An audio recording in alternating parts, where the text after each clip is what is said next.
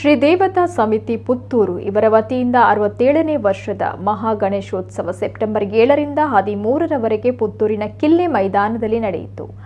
6ನೇ ದಿನ ಗುರುವಾರ ಅಂಬಿಕಾ ವಿದ್ಯಾಲಯ ಬಪ್ಪಳಿಗೆ ಇವರಿಂದ ಯಕ್ಷಗಾನ, ದೃಶ್ಯ ರೂಪಕ ಹೀಗೆ ತರಾವರಿ ಸಾಂಸ್ಕೃತಿಕ ಕಾರ್ಯಕ್ರಮ ನಡೆಯಿತು.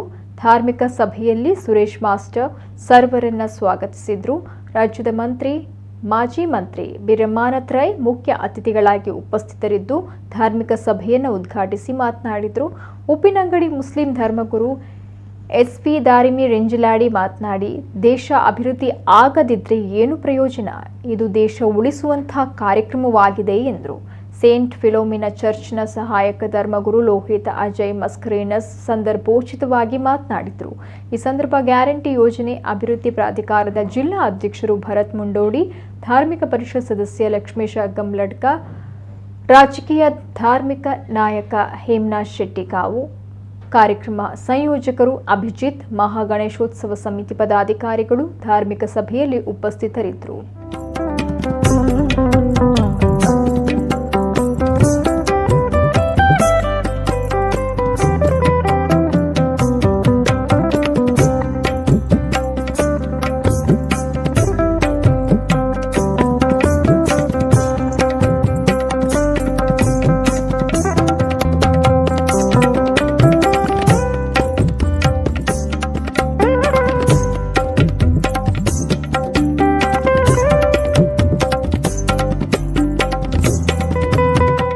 ಕರ್ಣ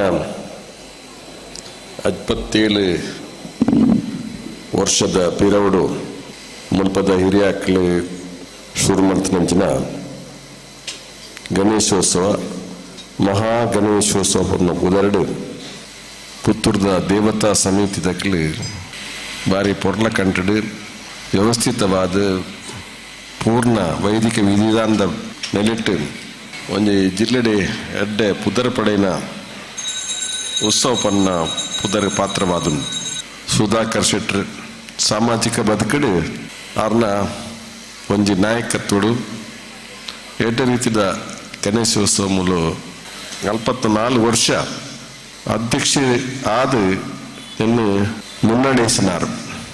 ಬಹುಶಃ ಈ ಒಂಜಿ ವೇದಿಕೆಡು ಪುನರಪಿ ಯಾರೇನು ನೆನಪಲ್ಪಂಜಿ ಸಂದರ್ಭ ಅಂದು ಪಂಡ ಪಾತ್ರನು ಈ ಸಂದರ್ಭ ಪಣೊಂದು ಸಮಾಜದ ಎಲ್ಲ ಜಾತಿ ಧರ್ಮ ಭಾಷೆಯ ಜನ ನಾವು ಒಂದಾಗಿ ಇರಬೇಕು ಅನ್ನುವಂಥ ಭಾವನೆ, ಅದು ನನ್ನ ಪರಸ್ಪರ ಎಲ್ಲರನ್ನು ಪ್ರೀತಿ ಮಾಡಿ ಬದುಕಬೇಕು ಅನ್ನುವಂಥದ್ದು ಇರಾದೆ ನಮ್ಮದು. ನಮಗೆಲ್ಲ ಗೊತ್ತು, ಇಲ್ಲಿ ಬ್ರಿಟಿಷರಿಂದ ಸ್ವಾತಂತ್ರ್ಯ ಪಡೆದುಕೊಳ್ಳಲಿಕ್ಕಾಗಿ ಇಂತಹ ಒಂದು ಗಣೇಶೋತ್ಸವವನ್ನು ಬಾಲಗಂಗಾಧರ ತಿಲಕರವರು ಆಯೋಜಿಸಿದರು, ವ್ಯಾಪಕವಾಗಿ ಆಚರಿಸಿದರು. ಅದರ ಪರಿಣಾಮವಾಗಿ ಎಲ್ಲರೂ ಅವತ್ತು ಗಣೇಶೋತ್ಸವದಲ್ಲಿ ಜಾತಿ ಮತ ಭೇದ ಇರಲಿಲ್ಲ. ಇದು ಗಣೇಶೋತ್ಸವ ಅಂತಂದು ಒಂದು ಧರ್ಮದ ಆಚರಣೆ ಅಂತ ನಾವು ನೋಡಬೇಕಾಗಿಲ್ಲ. ಧರ್ಮ ಅಂತ ಹೇಳಿದ್ರೆ, ಹಿಂದೂ ಧರ್ಮ ಅಂತ ಹೇಳಿದ್ರೆ ಅದೊಂದು ಕಡಲು, ಒಂದು ಸಾಗರ, ಒಂದು ವಿಶಾಲವಾದಂತಹ ಸಮುದ್ರ. ಅದು ಹಿಂದೂ ಧರ್ಮದಲ್ಲಿ ಎಲ್ಲವೂ ಬರ್ತದೆ. ಇಸ್ಲಾಮಿನ ಮತ, ಕ್ರೈಸ್ತ ಮತ ಬೇರೆ, ಹಿಂದೂಗಳು ಆಚರಿಸುವಂತ ಬೇರೆ ಏನು ಲಿಂಗಾಯತ, ಜೈನ, ಸಿಖ್ ಯಾವುದೆಲ್ಲ ಧರ್ಮಗಳಿದೆ ಎಲ್ಲವೂ ಹಿಂದೂ ಧರ್ಮದಲ್ಲಿ ಬರ್ತದೆ. ಅದು ಅದನ್ನೆಲ್ಲವೂ ಒಳಗೊಂಡಂತಹ ಒಂದು ಸಂಸ್ಕೃತಿಗೆ ನಾವು ಹಿಂದೂ ಅಂತ ಹೇಳುದು.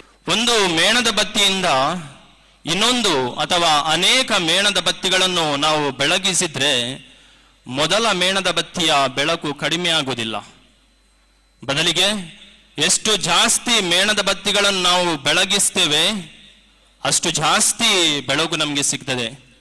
ಪ್ರೀತಿ ಕೂಡ ಹಾಗೆ.